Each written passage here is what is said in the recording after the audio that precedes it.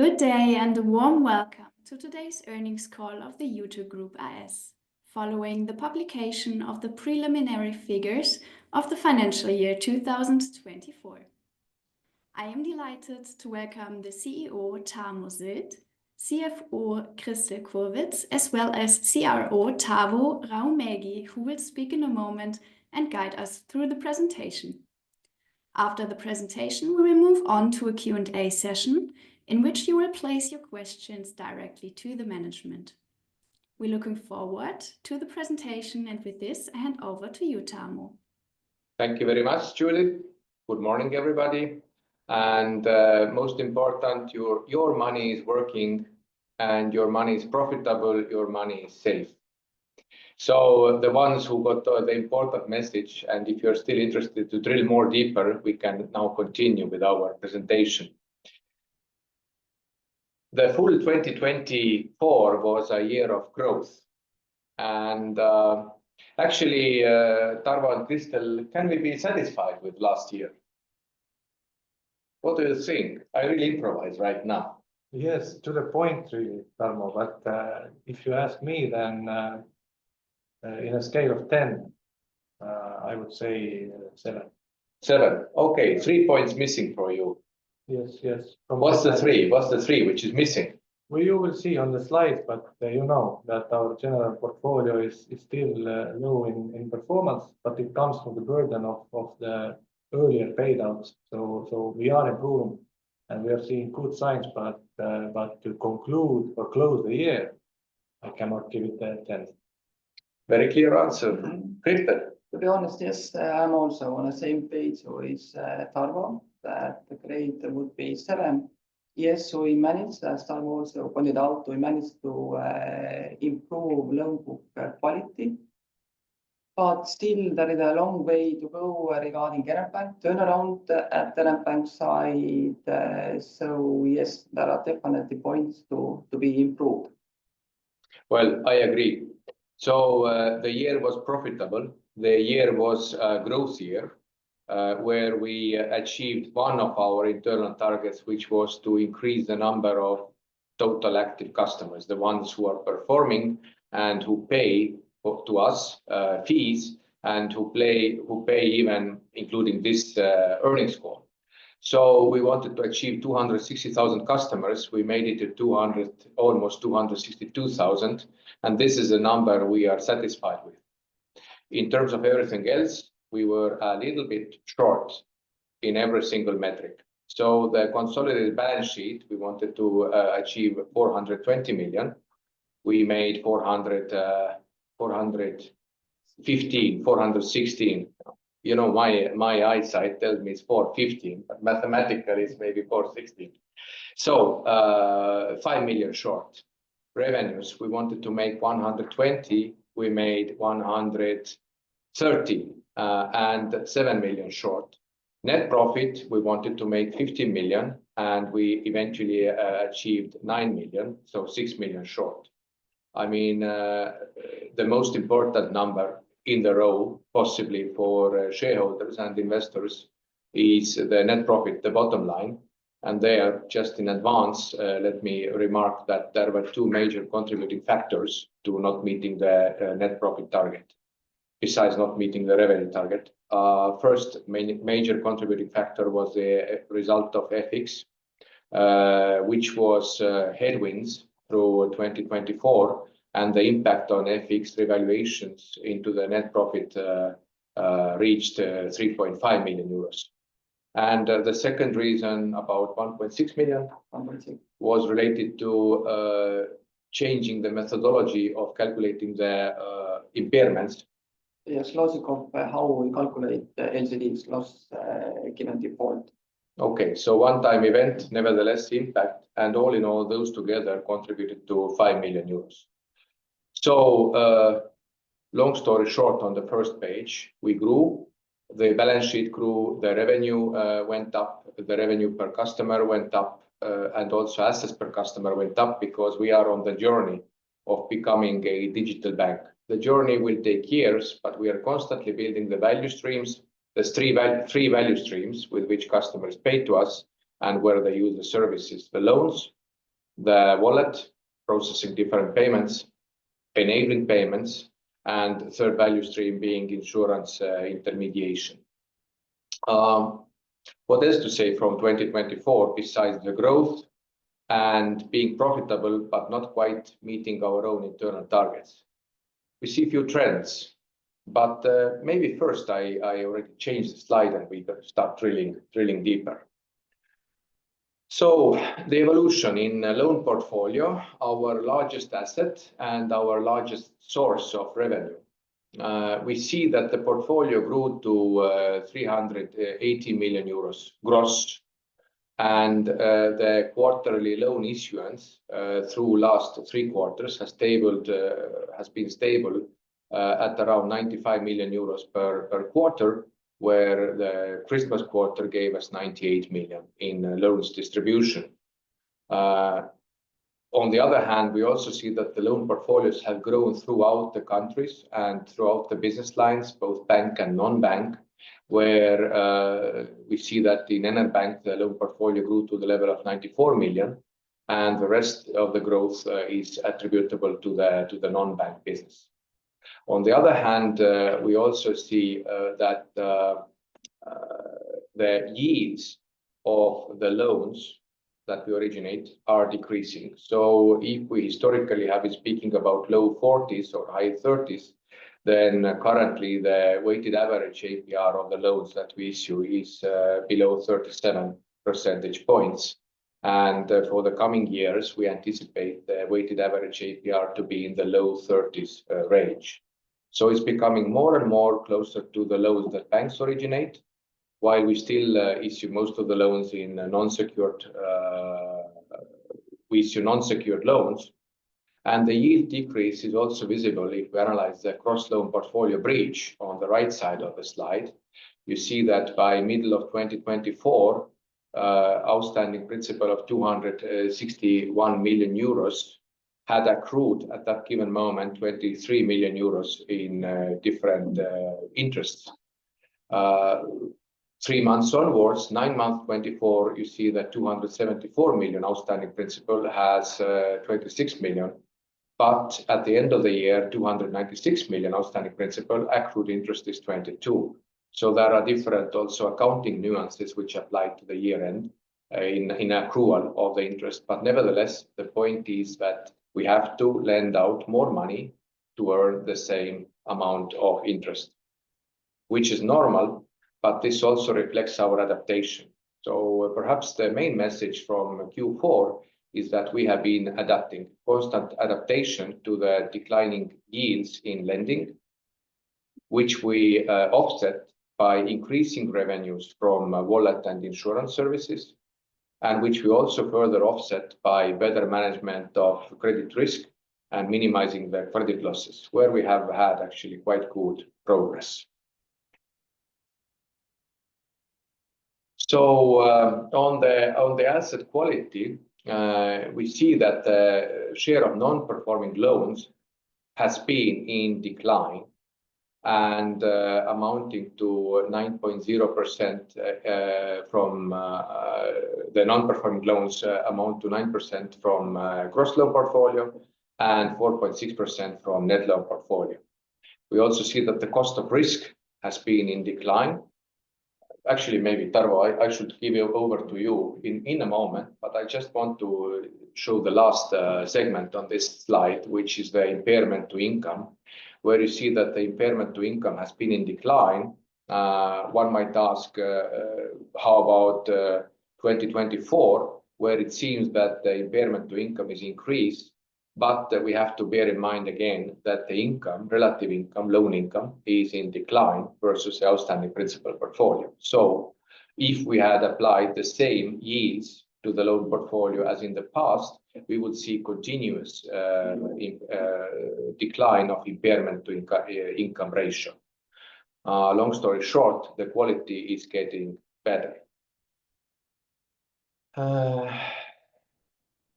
But I think now really is time for you, Tarvo, to take over from me, and you can explain the 7 out of 10 and the missing 3 points and our progress on the journey.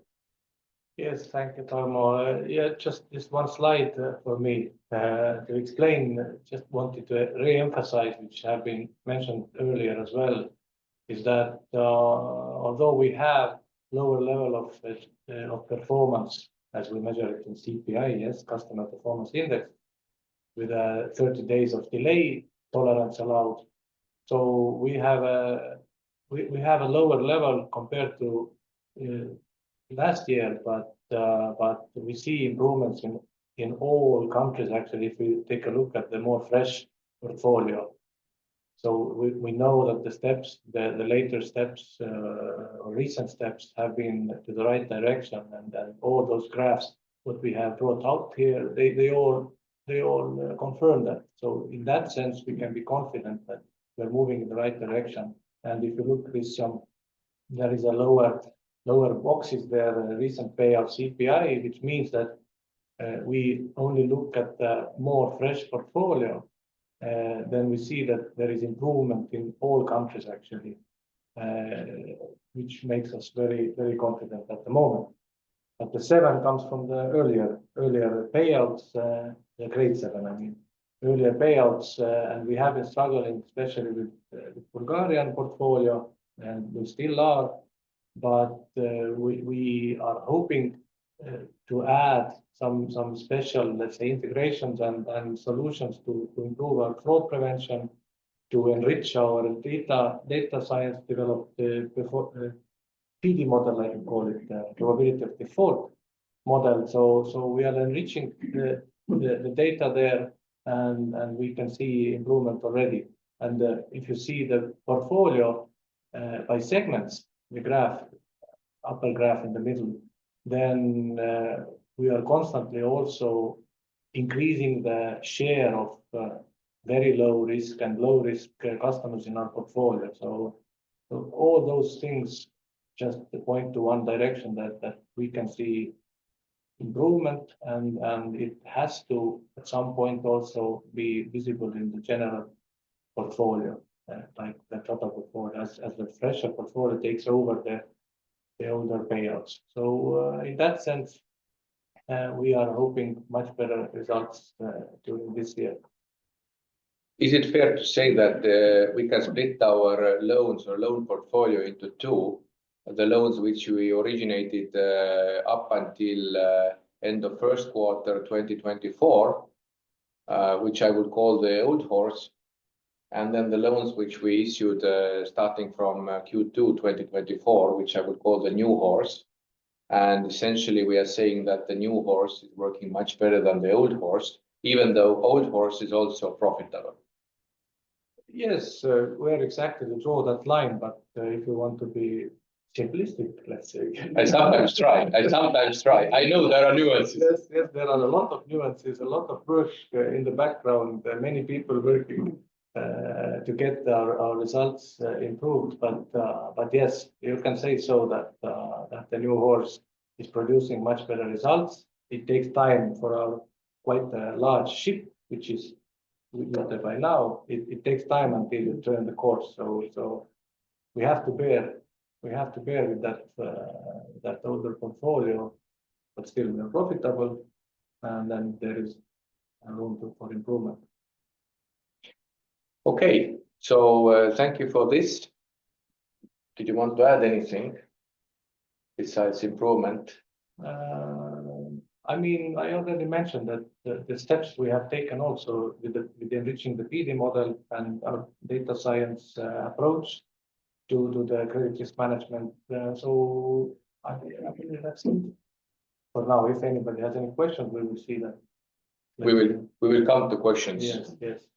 Okay, so then we can move over to financial overview. Kristel, now you can explain where are the 3 missing points. Yes, thank you. And let's briefly cover financial highlights. Already said by Tarmo, total revenue 112.7 million euros on a yearly basis, increased by 6.6%. At the Iute non-bank side, revenues increased even by 10%, but at the non-bank side, vice versa, revenues dropped by 12%. and mainly the biggest drop comes from government bonds.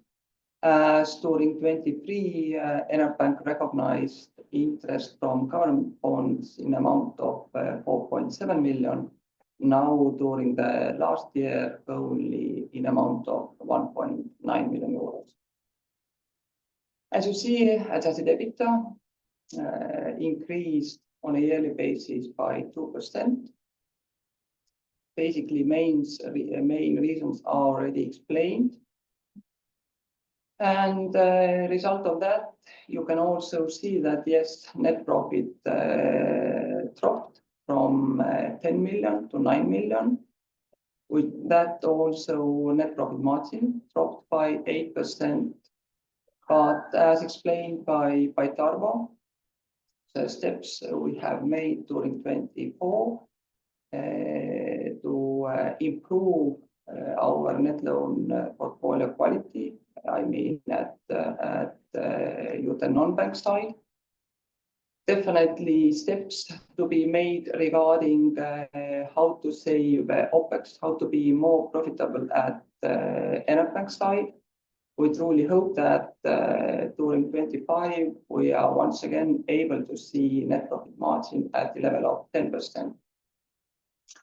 OPEX to revenue ratio on consolidated basis, we managed to keep it under 40%, what was the target for us. As already said, at the non-bank side, we managed to keep OPEX to revenue ratio at the level of 35. But yes, unfortunately, at the Enerbank side, we ended up with ratio of 63.6%. Leverage ratio up to 5.7, and that is directly connected to the pretty much flat adjusted EBITDA. At the same time, interest-bearing liabilities during the last 12 months increased by 12%. And also our aim at the Iute non-bank side to save interest cost as much as possible, meaning that year-on-year basis, our cash balance also decreased by 20%. That's why leverage ratio is higher compared end of 23. Capitalization ratio pretty flat at the level of 25, and interest coverage ratio also flat at the end of 24 at the level of 1.7. Moving further, and total revenue basically already covered. You may see from the graph on the left side that at the non-bank side increase close to 10 million euros, but at the same time more than 2 million drop at the Enerbank side. As you see, most of the revenues still belongs to loan portfolio, close to 80%. Then the next value stream is wallet, and on a third place, insurance revenues, which is actually a really positive trend that during the 24 we doubled revenues from insurance, and I believe same trend we are able to show during the current 25 as well. Moving further, yes, net interest income. As I said, really glad that at Iute non-bank side, or all in all, on consolidated basis during the last 12 months, we managed to keep interest cost at the same level, despite the fact that interest-bearing liabilities on a yearly basis increased by 12%. Consolidated basis, due to the drop of revenues at the Enerbank side, net interest income increased only by 2.5%, and that is something we are really working on it, how to be more productive at Enerbank side. From the graph in the middle, you may see that yes, most or 40% of the net interest income comes from Albania. Pretty much equal level comes from Moldova and Iute Macedonia, then followed by Enerbank, and smallest impact comes from Iute Bulgaria. Net interest margin, which is, I believe, already basically no comments needed if you are looking the Enerbank. Net interest margin, which dropped from 26 during the 23, and net interest margin during 24 for Enerbank at level of 16. So basically, you see that adjusted net interest margin for Iute non-bank and Enerbank are pretty much the same, at the same level. Of course, drop of the regarding Iute non-bank net interest margin, and the drop from 30.8 to 28.1 is due to the drop of APR level for all our subsidiaries, which is actually a positive trend that if you are looking the risk-adjusted net interest margin, then you see that the drop during last 12 months is smaller compared to the drop we had during 23, which is already explained regarding the improvement of loan book quality. So hopefully, yes, we will see higher risk-adjusted net interest margin during 25-26. Regarding the next slide, yes, operating expenses. As you also see, maybe yes, from the graph on the middle, you see that we are able to manage pretty well OpEx to revenue ratio at the non-bank side, but still a long way to go regarding Enerbank. From the graph in the middle, you also see that close to 80% regarding Enerbank belongs to personnel. At the same time, less than 45% at the non-bank side belongs to personnel costs. So that is something to be improved, and that is, I believe, our main goal regarding the turnaround plan at the Enerbank side, how to be more profitable, how to implement digitalization at Enerbank side to improve that ratio, because we all understand that 71 OpEx to revenue ratio during the last quarter 2024, and that is no go, so to say. Moving further to adjusted EBITDA, which already explained, but I believe based on the graph on the right side, you may see that, which we have already said out loud several times, adjusted EBITDA increased due to the higher level of revenues at the non-bank side.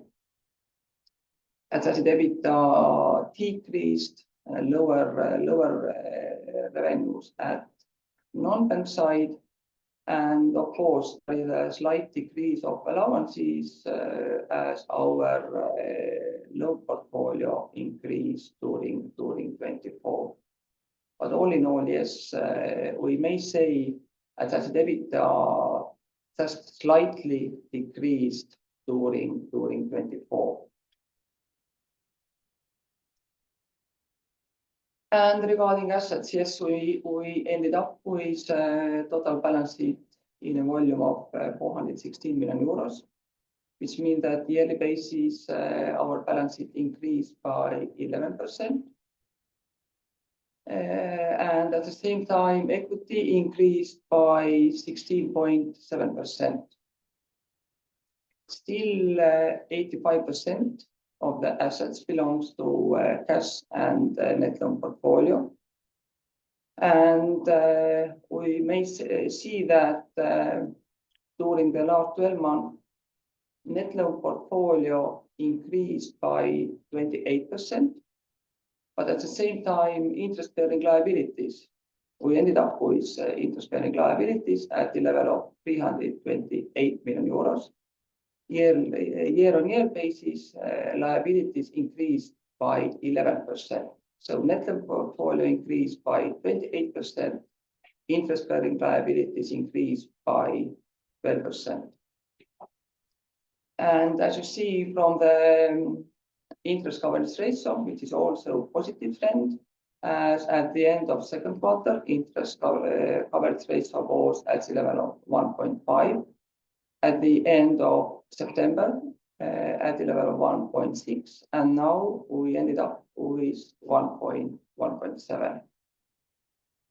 Maybe one additional topic from my side to add that for investors, that Iute already started refinance exercise of existing Frankfurt bond, which will mature year 26.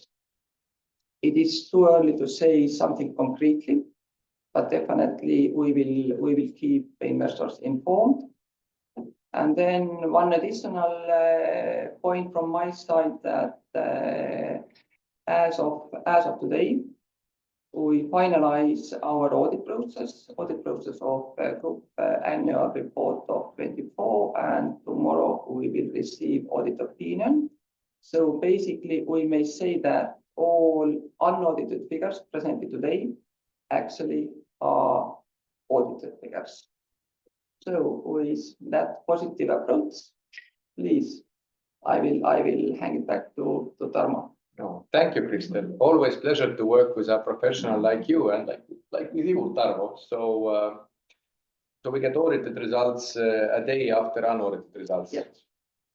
That has kept you busy and many other people, I suppose. Yes, I've seen you busy. Yes, indeed. Yes, indeed.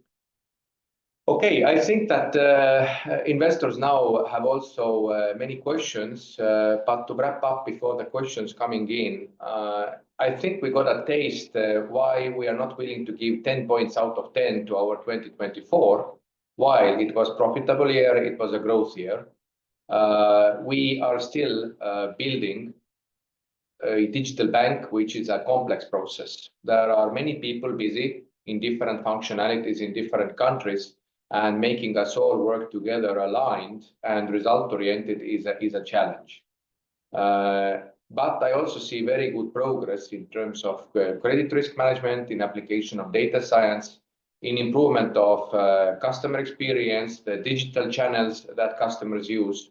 And even to Enerbank team, I would like to say that there has been some progress, and especially as regards the digital app, which still not in the readiness we want to see, but we see that that is already, as an instance, it's possible to make an instant payment inside Moldova, account to account. So for a country, for a Moldova country, I would say it's a progress. But nevertheless, we need more talented people on board, and we need to be very diligent. So I think that we can now proceed to questions. Yes, thank you very much for the dive into your numbers and your transparency. We will now move on to the Q&A session.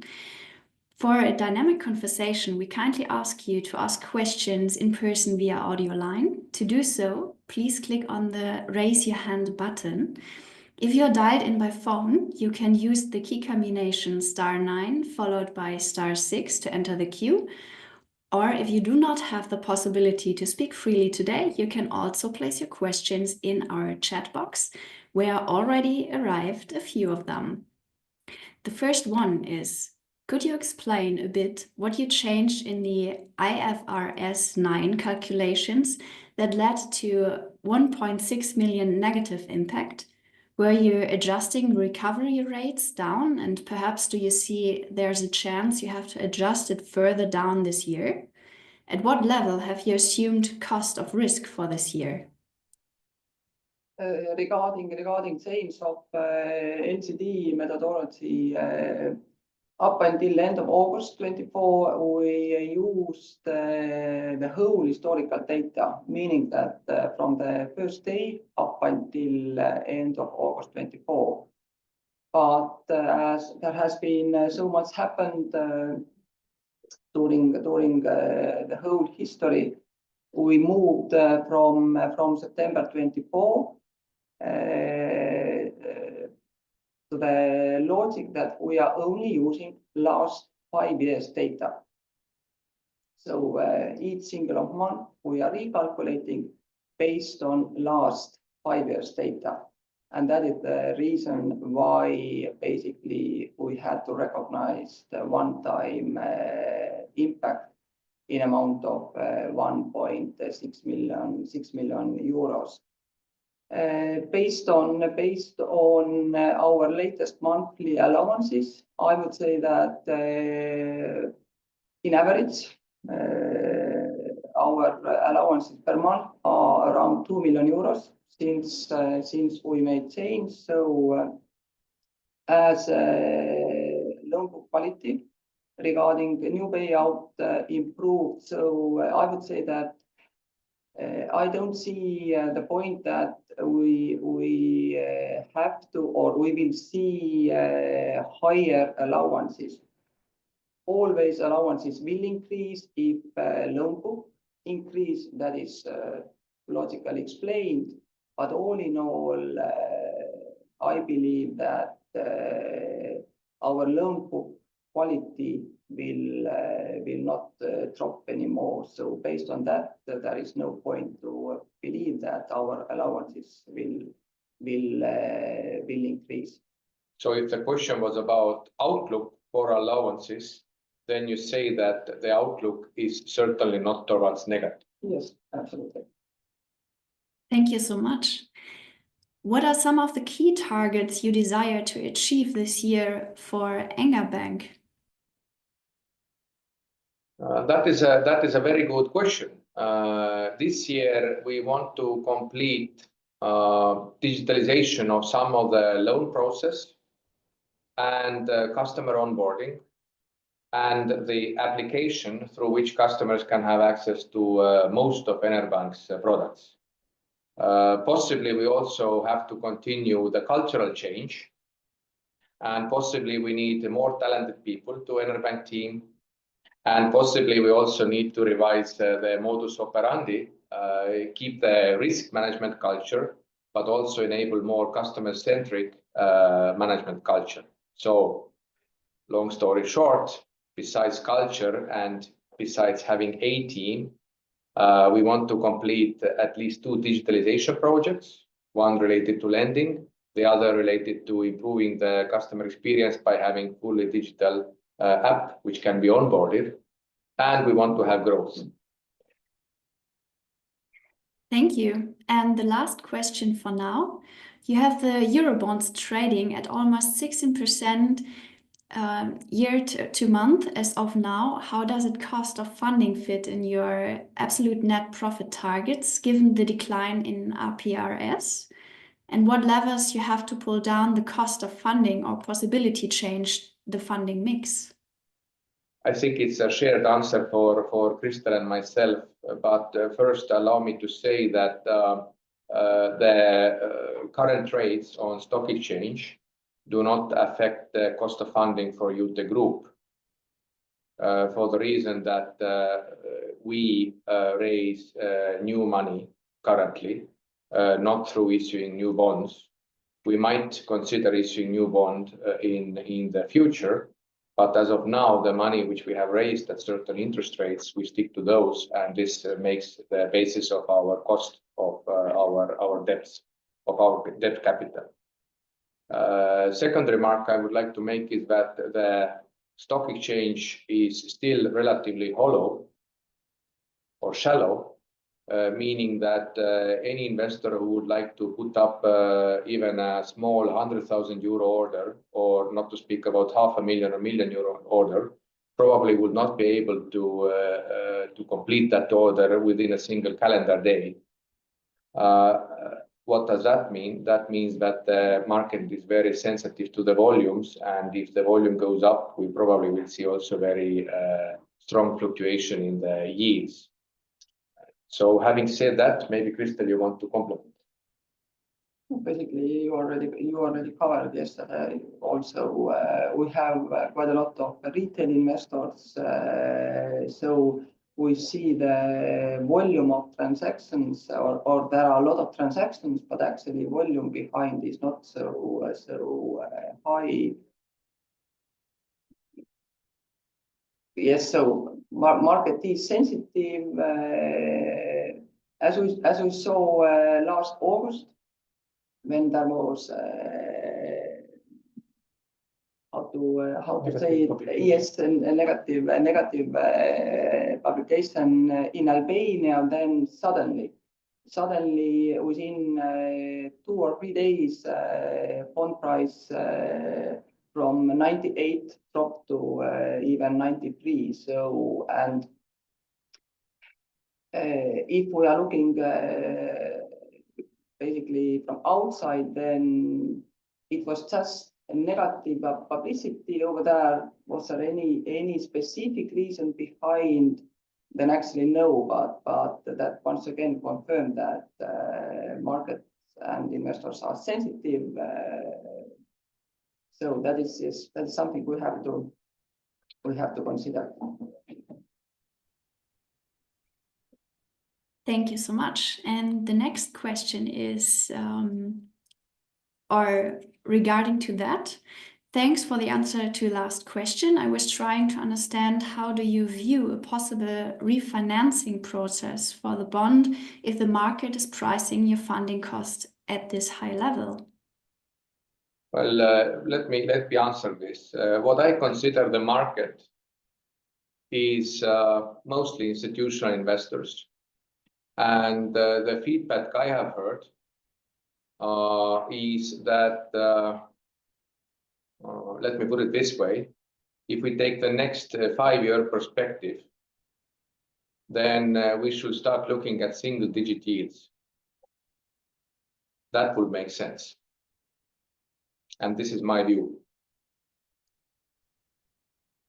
Thank you for clearing that up.